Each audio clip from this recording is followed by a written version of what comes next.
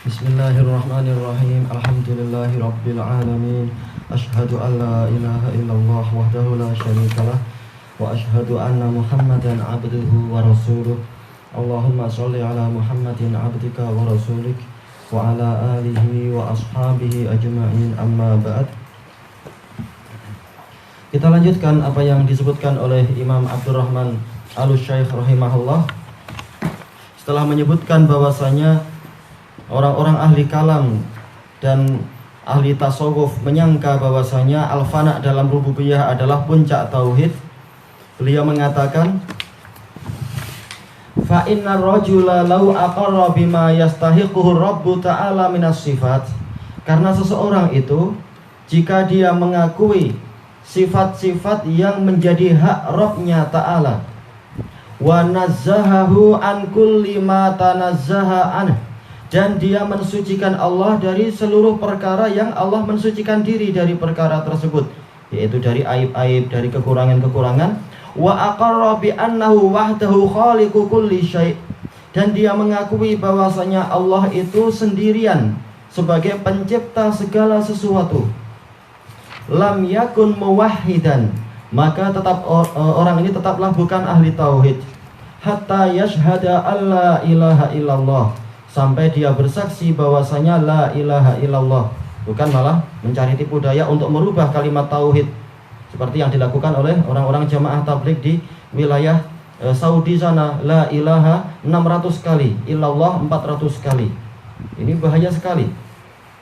400 kali mengucapkan kalimat kufur, yaitu tidak ada ilah. Na'udzubillah. Atau yang tingkatan lebih tinggi, la illallah. Atau yang lebih tinggi lagi, tidak mau meniadakan ilah-ilah yang lain, sekedar mengatakan huwa dan seterusnya. Ini sekedar upaya untuk apa? Lari dari kalimat la ilaha illallah. Setan telah berjaya menipu mereka.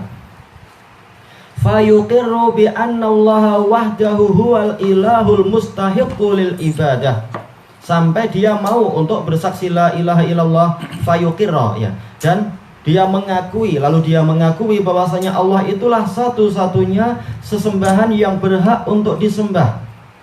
Tidak seperti yang dilakukan oleh orang-orang sufiyah di kubur Nabi, di dekat kubur Nabi yang di Madinah itu. Mereka mengatakan sebagaimana diceritakan oleh mufti Saudi sebelah selatan itu, siapa itu? Syekh Ahmad An-Najmi. Yaitu kalau di dekat kubur Nabi lalu mulai istimdad, mulai bersemedi, kemudian menghilangkan segalanya. Kemudian mengucapkan Allah, Allah, Allah. Tapi yang dimunculkan harus wajah dari syekh thariqat. Ini namanya menyembah yang lain kalau seperti ini. Bukan memurnikan uluhiyah hanya untuk Allah, malah yang diingat adalah wajah syekhnya. Fayaltazima bi ibadatillahi wahdahu la syarikalah. Lalu dia setia, iltazama, setia dengan menyembah Allah semata, tiada sekutu baginya. Bukan hanya dalam suasana susah seperti orang-orang musyrikun, lalu dalam suasana lapang justru menyembah yang lain. Bukan seperti orang-orang jamaah tabligh yang keluar dari India itu, ketika ada bencana yang besar di atas lautan, di atas kapal mereka itu, langsung mereka semuanya panggil dari syekh thariqat mereka, karena memang jamaah tabligh mereka baiatnya adalah kepada salah satu dari 4 thariqat. Thariqat itu? Chistiyah, kemudian Qadiriyah, Syahrawardiyah, dan satunya lagi itu namanya? Naqsybandiyah. Masing-masing tarikat syekhnya meyakini dia telah bersatu dengan Allah. Nah, dalam suasana yang susah semacam itu justru mereka memanggil syekh-syekh tarikat. Ini lebih buruk daripada orang-orang jahiliyah dulu. Masih Masih mau mentauhidkan Allah di dalam suasana susah. Adapun kalau orang-orang yang sudah terjebak tarikat dalam suasana susah dan dalam suasana lapang, mereka akan memanggil-manggil syekh tarikat mereka. Seperti juga yang dilakukan oleh orang-orang Rafidah, yang dipanggil adalah Husain, atau kalau yang wanita memanggil Fatimah dan semacam itu. Kemudian beliau mengatakan di sini wal ilah huwal ma'luhul ma'bud. Ilah wazan fi'al adalah ma'luh, yaitu wazan maf'ul, seperti firash maksudnya adalah mafrush, bisat maksudnya adalah mabsut. Maka ilah maksudnya adalah ma'luh, yaitu yang disembah. Al-ma'bud, yaitu yang diibadahi. Alladzi yastahiqul ibadah, yang berhak untuk disembah, yang lain-lain tidak berhak. Walaysa huwal ilahu bima'nal qadiri 'alal khalq. Bukanlah ilah itu adalah maknanya adalah al-qadir 'alal khalq, yang mampu untuk mencipta. Itu Rabb namanya. Adapun ilah inilah yang berhak untuk disembah. Baik. Padahal apa? Mereka adalah orang-orang yang menghabiskan umur untuk belajar nahwu dan lughah. Ternyata sekedar mengartikan ilah saja mereka gagal. Tidak mampu membedakan apa perbedaan antara ilah dan Rabb. Dianggap sama. Intinya adalah Rabb itu yang dimenangkan, ilah itu dianggap tidak dipakai. Sehingga cukup orang meyakini rububiyah Allah, maka dia muslim sejati. Padahal ini salah besar. Kenapa? Orang-orang jahiliyah meyakini Rabb itu hanya Allah. Kenapa mereka tetap dikafirkan oleh Allah dan Rasulnya? Fa idza fassaral mufassirul ilaha bima'nal qadiri 'alal ikhtira', maka apabila seorang mufassir menafsirkan ilah adalah zat yang mampu untuk mencipta, ikhtira' yaitu membuat, berkreasi, wa'taqada anna hadza huwa akhassu wasfil ilah, dan dia meyakini bahwasanya inilah sifat ilah yang paling khusus, yaitu kemampuan untuk mencipta. Dan ini keliru. Sifat khusus untuk Allah itu banyak, bukan hanya kemampuan mencipta. Sifat apa itu? Mampu berdiri sendiri dan tidak pernah hilang, bahkan dia itu kekal. Ini juga sifat khususiyah, nggak ada satupun makhluk yang seperti itu. Wa ja'ala isbata hadza huwal ghayata fi at-tauhid. Boleh ghayata, boleh ghayatu, dua-duanya boleh. Dan dia menjadikan bahwasanya penetapan ini, yaitu yang mampu mencipta hanya Allah, inilah puncak dari tauhid. Kama yaf'alu dzalika man yaf'aluh, seperti yang dilakukan oleh orang yang melakukan itu, min mutakallimatis sifatiyah, dari kalangan ahli kalam yang meyakini Allah punya sifat, yaitu apa? Kelompok Maturidiyah, kelompok Asy'ariyah, dan kelompok Assalamualaikum warahmatullahi wabarakatuh. Dan juga kelompok yang semacam itu. Anda lupa yang satunya itu. Intinya adalah mereka masih menetapkan sifat untuk Allah, tetapi apa? Tidak semuanya. Baik. Kita baca catatan kaki yang keempat itu. Ini berarti kalam Syekhul Islam. Qasada bidzalika Syekhul Islam rahimahullah al-Asy'ariyah wal Kullabiyah. Baik. Asy'ariyah, Kullabiyah, dan Maturidiyah. Mereka semua adalah apa? Mutakallimah sifatiyah. Tempat ana yang keempat. Labas. Intinya adalah masalah sifatiyahnya yang dibahas. Baik. Alladzina yusbituna ba'das sifat, yang mereka itu menetapkan sebagian sifat. Wa yaz'umuna annal aqla dalla 'alaiha, dan mereka menyatakan bahwasanya akal menunjukkan itu, duna sa'iri sifat, selain apa? Sifat-sifat yang lain. Kalau sifat-sifat yang lain akal tidak menetapkan. Ini pun mereka khilaf. Makanya antara Maturidiyah dengan Asy'ariyah sendiri khilaf. Kalau Asy'ariyah menetapkan hanya 7 yang masuk akal, yang lain tidak masuk akal. Sementara apa? Orang-orang Maturidiyah meyakini ada 8, yaitu apa? Sifatut takwin.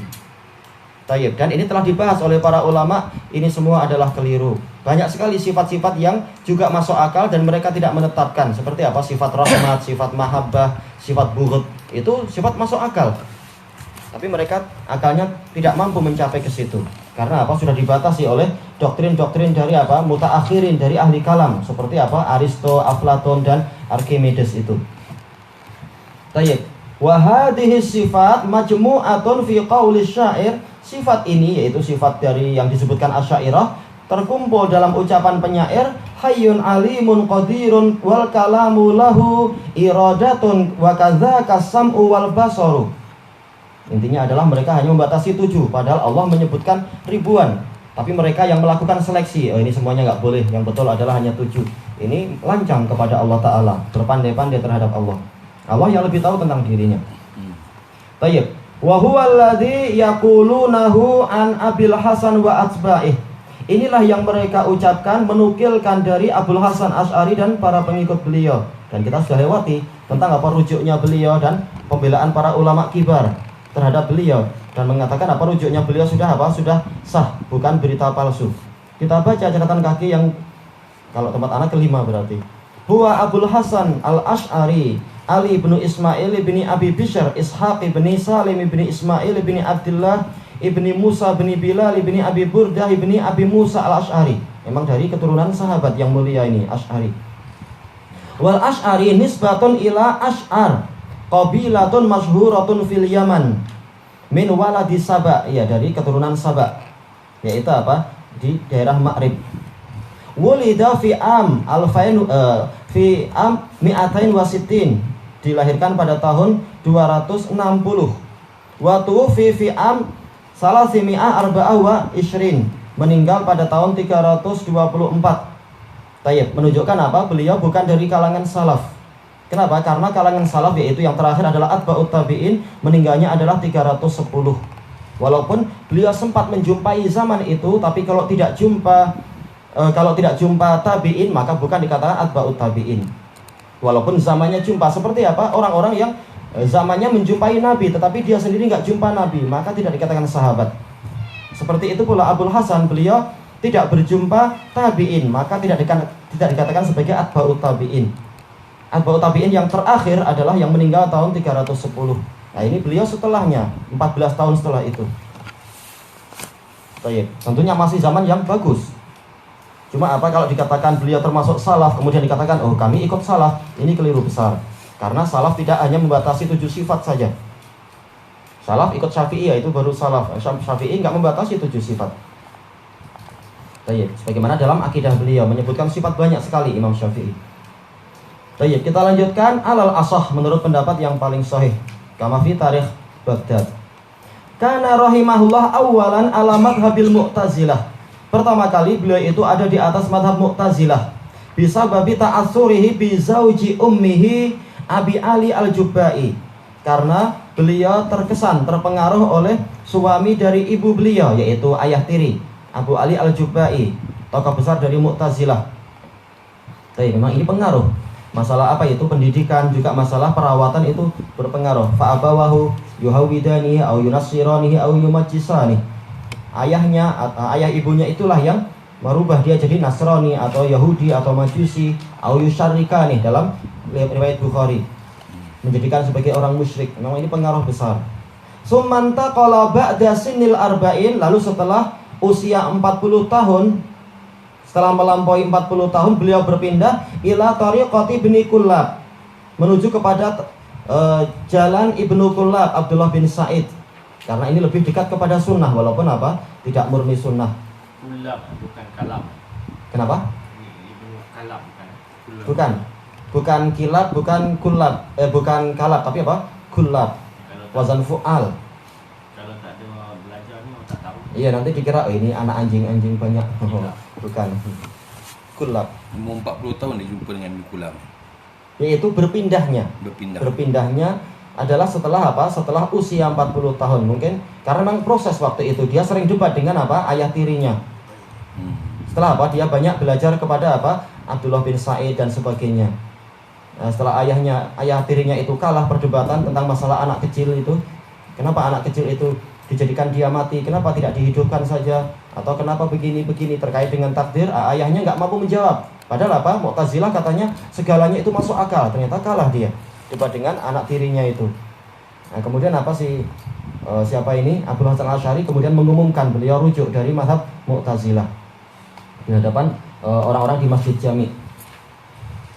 Wa fi hadhil marhalah tunsabu ilaihil asy'ariyah, dan di dalam fasa inilah dinisbatkan kepada beliau aliran nihlah atau sekte namanya Asy'ariyah. Tsumman taqala ila aqidatil Imami Ahmad, lalu beliau berpindah kepada akidah Imam Ahmad kama sarraha fi kitabil Ibanah fi usulid diyanah, sebagaimana beliau terang-terangan mengucapkan itu di dalam kitab Al-Ibanah fi usulid diyanah. Nah, orang yang muta'assibun mereka justru mengingkari kitab ini. Padahal ulama-ulama kibar yang mengetahui sejarah beliau dan memang mereka adalah Syafi'iyah yang tulen, mereka mengakui memang ini adalah kitab Asy'ari seperti Imam Baihaqi dan yang lain-lain. Ini kira dia susah juga tukar pandangan ni. Memang itu menunjukkan apa? Kejujuran seseorang di dalam mencari al-haq. Kalau emang keliru, beliau perbaiki. Maruah dia ni. Memang di hadapan orang yang baik akan lihat ini gentleman ini, walaupun sudah tingkat tinggi ternyata apa? Dia rela mengakui selama ini saya keliru. Baik. Mesti kena leceh. Nah, kalau orang yang mencari ridho makhluk, dia malu untuk apa? Membuka aib sendiri katanya. Padahal ini lebih mulia, kata Imam Syaukani. Termasuk apa? Kata Imam Syaukani dalam kitab Adabut Thalab, termasuk penyakit yang menghalangi seseorang dari kebenaran adalah ketika yang menyampaikan kebenaran itu lebih muda, atau ilmunya tidak sehebat dirinya, atau dia itu kurang populer. Maka dia akan apa? Malu untuk menerima ilmu dari orang itu. Apalagi kalau apa? Dia sudah terlanjur terkenal. Kemudian apa? Dia terpaksa harus mengakui, ya ini memang apa? Perlu jiwa besar. Dia merasa dirinya jatuh, padahal kata Syaukani justru dia akan diangkat oleh Allah karena apa? Kejujuran dia. Baik. Makanya bagus seperti yang diriwayatkan oleh siapa itu? Imam Ibnu Abi Hatim di dalam kitab beliau Adabus Syafi'i, dan ini termasuk kitab yang paling dekat sanadnya kepada Syafi'i, walaupun tidak paling dekat tapi termasuk paling dekat dalam biografi. Dengan sanad yang sahih, ada seseorang datang kepada Imam Syafi'i mengatakan orang ini tidak mau menulis kitab-kitab Anda, tidak mau mengambil ilmu dari Anda. Maka Syafi'i tanya, kenapa kamu tidak mau menulis dari buku-bukuku? Maka orang ini mengatakan, Anda terlalu sering berpindah. Anda sekarang bilang begini, besok Anda pindah. Besoknya Anda ijtihad gini, besoknya pindah lagi. Padahal apa? Dia salah paham. Justru kalau seorang alim itu dia berpindah dengan hujah, menunjukkan apa? Dia memang cari kebenaran, bukan apa? Orang yang fanatik kepada pendapat yang pertama. Makanya orang-orang besar Allah Ta'ala mengabadikan namanya dengan apa? Dengan kejujuran macam itu. Seperti Ibnu Hazm, walaupun beliau punya kesalahan yang banyak, tapi karena beliau jujur di dalam masalah-masalah seperti ini, Allah memuliakan beliau. Disebutkan di dalam biografinya itu, ketika seperti yang Anda pernah sebutkan, beliau debat dengan seseorang di hadapan orang banyak, orang itu kalah. Karena apa? Ibnu Hazm memang hafid. Setelah itu apa? Orang itu pergi. Kemudian apa? Ibnu Hazm mengatakan kepada muridnya, coba kita pulang, saya merasa ada sesuatu ini. Kemudian beliau buka-buka buku, beliau bilang ke muridnya, oh ternyata yang betul dia tadi, saya salah. Coba kita cari rumah dia. Maka orang ini mengatakan kepada Ibnu Hazm, Anda ini imam besar, gimana Anda akan susah payah untuk cari dia dan mengakui begini-begini. Ibnu Hazm mengatakan nggak boleh demikian, karena apa? Saya yakin kebenaran adalah di tangan Allah. Kalau keliru saya harus bilang keliru dan saya akan umumkan ke orang-orang itu. Nah ini baru apa? Orang besar. Juga yang sebelum Ibnu Hazm seperti siapa itu? Syu'bah Ma'ruf. Disebutkan dalam biografi beliau dan ini syaratnya sahih. Disebutkan oleh Imam Syafi'i, bahkan Imam Syafi'i memang mencontoh orang-orang yang jujur. Imam Syafi'i menceritakan tentang Syu'bah sebelum dimintai fatwa. Syu'bah tanya, siapa namamu dan di mana tempat tinggalmu? Nah setelah gitu maka apa? Ditanya, lalu beliau jawab masalah begini. Lalu kalau datang para ulama besar yang lain, teman-teman beliau, Syu'bah tanya, coba tadi saya ada pertanyaan begini, saya jawab gini. Kalau betul maka beliau tenang. Kalau enggak beliau bilang, oh saya keliru. Ayo kita berangkat ke rumah orang itu. Ini jujur seperti ini. Allah mengangkat orang-orang yang tipe semacam ini. Baik. Nah ini apa? Perlu ketegaran jiwa. Baik. Daripada apa? Nanti di sisi Allah kita hutang besar. Kemudian beliau mengatakan wa qarrara hadhil aqidah fi kitabih maqalatil islamiyyin, dan beliau menetapkan akidah ini dalam maqalatil islamiyyin. Jadi memang bukan hanya satu kitab. Dan ini alhamdulillah sudah sering kita sebutkan dua kitab ini punya Abul Hasan Asy'ari yang justru apa? Mengikuti salaf. Tayyib wa risalatihi ila ahli Saghr. Ini juga kitab sangat bagus dicetak. Sering ana nukilkan di dalam apa? Ijma' bagus di situ, risalatun ila ahli Saghr. Walaupun tidak ada ulama yang maksum, tetap ada kadang 1-2 kesalahan, tapi wajar karena apa itu pengaruh dari ilmu kalam kuat. Tapi beliau dalam 3 kitab ini memang apa? Betul-betul mengokohkan madhab salaf. Saghr artinya adalah sempadan, perbatasan. Baik. Ungdur kitab Tabyin Kadzibil Muftari. Ini punya siapa itu? Al-Hafidz Ibnu As-Sakir. Dan ini sudah apa? Ini juga sering dinukil, kitab Tabyin Kadzibil Muftari. Di dalam kitab apa itu? Yang pernah kita baca malam-malam itu, Az-Zabu Anil Asy'ari wa Kitabil Ibanah. Punya Imam Ibnu Dirbas Asy-Syafi'i. Baik.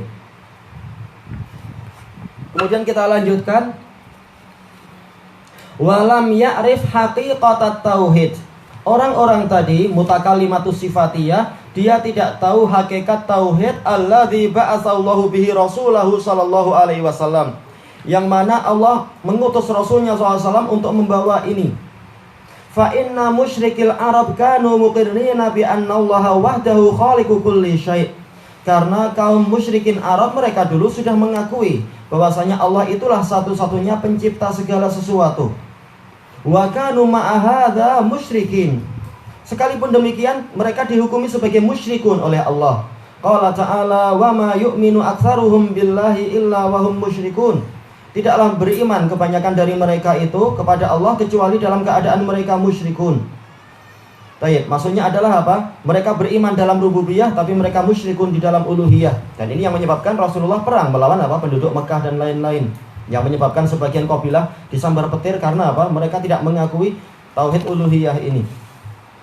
Qala ta'ifatun minas salaf, sebagian kelompok salaf mengatakan tas'aluhum man khalaqas samawati wal ard. Engkau bertanya kepada mereka siapakah pencipta langit dan bumi? Fayaqulun Allah. Mereka akan mengatakan Allah. Jadi masalah rububiyah mereka sudah tahu. Tidak perlu letih-letih seperti apa orang-orang ahli kalam itu. Buat buku tebal-tebal ujung-ujungnya cuma seperti ini. Wa hum ma'ahadha ya'buduna ghairah. Mereka bersamaan dengan tauhid rububiyah tadi mereka menyembah yang lain. Qala ta'ala qul limanil ardu wa man fiha in kuntum ta'lamun sayaquluna lillah qul afala tadhakkarun. Katakan kepada mereka wahai Rasulullah, milik siapakah bumi dan apa saja yang ada di dalamnya? Man ini karena apa? Jumhurnya adalah makhluk berakal, manusia dan jin. Walaupun masuk di dalamnya ya semua. Kalau kalian mengetahui, ya yang dominan adalah makhluk berakal. Maka mereka akan mengatakan semua itu adalah milik Allah. Katakan kepada mereka, afala tadhakkarun, kenapa kalian tidak sadar? Disebutkan oleh Ibnu Katsir, maksudnya adalah kalau kalian sudah tahu pencipta semua dan pemilik semua adalah Allah, kenapa kalian lupa untuk apa menyembah Dia saja, justru menyembah yang lain-lain? Qul man rabbus samawati sab'i wa rabbul arsyil azim. Tanyakan lagi kepada mereka, siapakah Rabb, siapakah pencipta dan penguasa seluruh langit yang 7 dan yang lebih besar lagi yaitu apa? Arsy. Rabb dari arsy yang agung. Sayaquluna lillah, mereka akan mengatakan semuanya milik Allah. Qul afala tattaqun, katakan kepada mereka kenapa kalian tidak takut? Disebutkan oleh Ibnu Katsir yaitu apa? Kalau kalian tahu seluruh langit yang 7 dan bahkan apa arsy semuanya adalah milik Allah, kenapa kalian tidak takut untuk menyembah yang lain?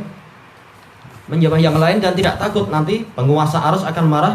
Qul man biyadihi malakutu kulli syai' wa huwa yujiru wa la yujaru alaihi in kuntum ta'lamun. Dan sekarang lebih luas lagi. Katakan, siapakah yang di tangannya itu kerajaan segala sesuatu? Muluk itu kekuasaan. Malakut ini adalah sifat mubalaghah, wazan fa'alut, jabarut, malakut yang semacam itu. Menunjukkan apa? Betul-betul kekuasaan sampai apa? Sampai segala kulit ari, bahkan setiap darah, bahkan apa? Nyawa kita pun bukan di tangan kita sendiri. Wa huwa yujiru wa la yujaru alaih. Dia yang mampu melindungi dan tidak ada yang mampu terlindungi dari hukuman Dia. In kuntum ta'lamun, kalau kalian tahu. Sayaquluna lillah, mereka mengatakan Allah, yaitu semuanya adalah milik Allah. Qul fa anna tusharun.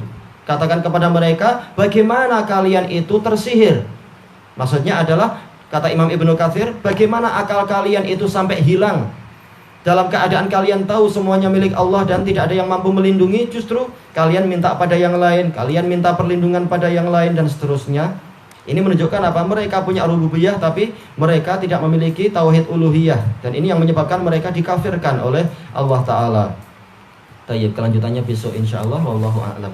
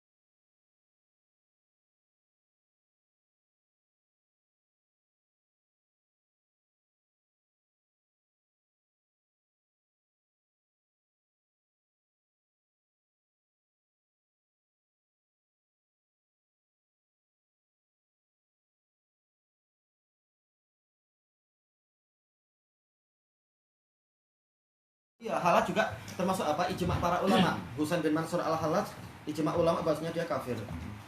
Kafir mumawwih mukharrif. Yaitu apa? Dia adalah penyihir yang apa disebutkan mumawwih, yaitu suka menipu orang. Bukan dia dipancung. Memang. Nah, dia bilang kepada apa? Kepada pengikutnya sebelum aku mati, yaitu sebelum mati dia bilang saya akan datang lagi. Orang langsung pada apa? Orang-orang yang mengikuti langsung percaya. Sampai kemudian apa? Terbentuk kisah-kisah khurafat bahwasanya ternyata petang itu kami melihat itu bayang-bayang Halat sedang apa? Sedang berjalan atau sedang naik kuda. Kisahnya versinya lain-lain. Padahal buktinya betulkah dia datang, mana dia? Enggak ada. Cuma mereka bilang, "Oh, kami lihat bayangnya itu." Itu semua adalah tipuan aja. Kenapa? Kalau Al-Junaid ini adalah generasi pertama tasawuf, akidahnya masih sangat lurus, sangat murni. Dia mengharuskan untuk apa? Orang itu belajar baik-baik. Enggak boleh ada orang ikut jalan kami kecuali apa? Dia harus belajar Al-Qur'an wa sunnah dulu. Demikian pula apa? Sahal bin Abdillah At-Tustari dia mengatakan bahwa banyak pikiran-pikiran yang masuk ke saya, tapi apa? Saya tidak terima itu kecuali dengan dua syahid, yaitu Al-Qur'an dan sunnah. Ini yang awal-awal generasi masih sangat bagus. Nah, yang sekarang, maksudnya di zaman Ibnul Qayyim dan setelahnya, Ibnul Qayyim cerita banyak karena beliau dulu memang dari kalangan mereka dulunya, Syekh besar Sufiyah. Mengatakan apa? Barang siapa belajar ke kertas atau belajar hadis, maka apa? Dia akan terhijabi dari Allah. Bukan terhijabi dari Allah, bahkan apa? Kenal Allah Ta'ala. Cuma mereka takut. Barang siapa belajar hadis memang apa? Cenderung jadi bersih akidahnya. Yakin dengan uluhiyah, tapi semua dua sifat dia masih lagi goyang. Nah, itu istilahnya adalah mubtadi'ah kalau sudah tegak hujah. Kalau belum tegak hujah ya orang jahil istilahnya. Lihat polanya. Tapi tidak dikafirkan. Kalau dia sampai tingkat Jahmiyah, mengingkari semua nama dan semua sifat, memang dia dikafirkan. Itu hukum umum. Adapun kalau orang per orang, lihat, jadi dia jahil, dia nggak tahu. Sifat 20 tu bid'ah. Kalau pembatasan, itu bid'ah. Mengatakan hanya ini. Yaitu apa? Allah Ta'ala menyebutkan dia punya sifat banyak sekali. Qabdah nggak masuk dalam 20. Juga apa? Yaitu jari. Allah Ta'ala punya jari. Allah menceritakan itu semua. Ternyata dia tidak mau menerima. Juga kaf, yaitu telapak tangan. Juga wajah. Allah Ta'ala menyebutkan itu. Ternyata apa? Nggak ada dalam sifat 20. Nah, ini adalah bid'ah. Membatasi apa yang Allah Ta'ala tidak batasi. Yang nama yang 99 tu. Nah, 99 itu adalah apa? Ijtihad para ulama. Yang betul adalah lebih. Makanya kalau kita hitung, kita gabungkan yang sahih dari hadis ditambah dengan yang di Al-Qur'an, itu lebih dari 99. Ada sekitar 113 yang apa itu? Yang nampak. Kemudian ulama ijtihad di situ. Tidak membawa kepada bid'ah lah. Enggak sampai bid'ah kalau dia mengatakan yang saya tahu ini dan boleh jadi ada lebih. Nah, itu memang betul sesuai dengan pengetahuan. Tapi kalau dia berani membatasi, ya ini yang keliru.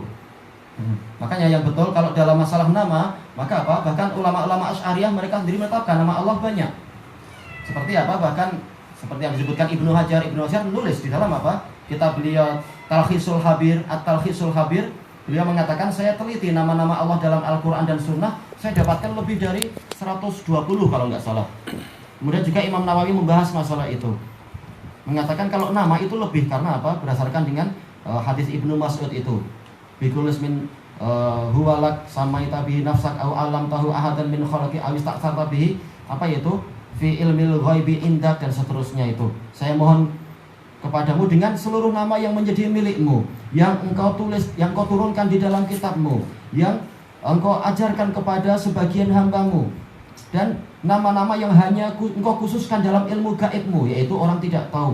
Lalu bagaimana yang apa itu hadis Bukhari Muslim tentang dari Abi Hurairah tentang Allah punya 99 nama? Kata Imam Nawawi, itu bukan pembatasan.